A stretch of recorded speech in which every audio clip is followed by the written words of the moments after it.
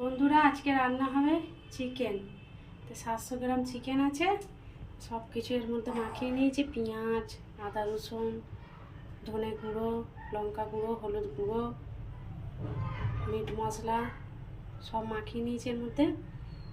আজকে অন্যরকমভাবে চিকেনটা বানাবো। গ্যাস জেলে কড়া বসিয়ে দিয়েছি, এর মধ্যে সর্ষের তেলও মাখানো আছে। এবার দিয়ে দেবো আমি কড়ার মধ্যে।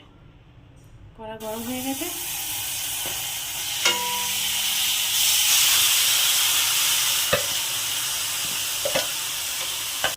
কড়ার মধ্যে দিয়ে দিয়েছি। এবার এটা ঢাকা দিয়ে দেবো। ঢাকা দিয়ে দিয়েছি, এবার আস্তে আস্তে করে হবে চিকেনটা। গ্যাসটা আস্তে করে দিয়েছি, চিকেনটা সিদ্ধ হচ্ছে আস্তে আস্তে করে। হতে থাক আস্তে আস্তে। দেখো কি সুন্দর কালারটা এসেছে, তো জল বেরিয়েছে। লবণ ফবণ সব দিয়ে মাখিয়ে রেখেছিলাম। জলটা কমে গেছে অনেকটা।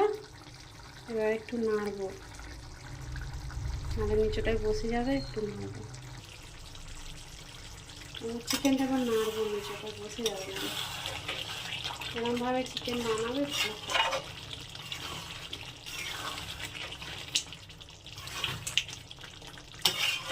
সিদ্ধই হয়ে এসছে, একদম সিদ্ধ হয়ে এসেছে।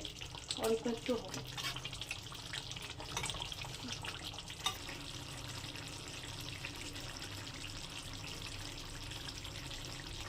আমি যেরকমভাবে চিকেনটা বানালাম এরকমভাবে বানাবে, দারুণ খেতে লাগে। ঢাকা দিয়ে দিয়ে বানাবে, দারুণ লাগবে টেস্ট। হয়ে গেছে, ভালোভাবে সিদ্ধ হয়ে গেছে। এবার আমি গ্যাসটা অফ করে দেবো। ভিডিওটা ভালো লাগলে লাইক সাবস্ক্রাইব করে দেবে। শেষ করছি এখানে।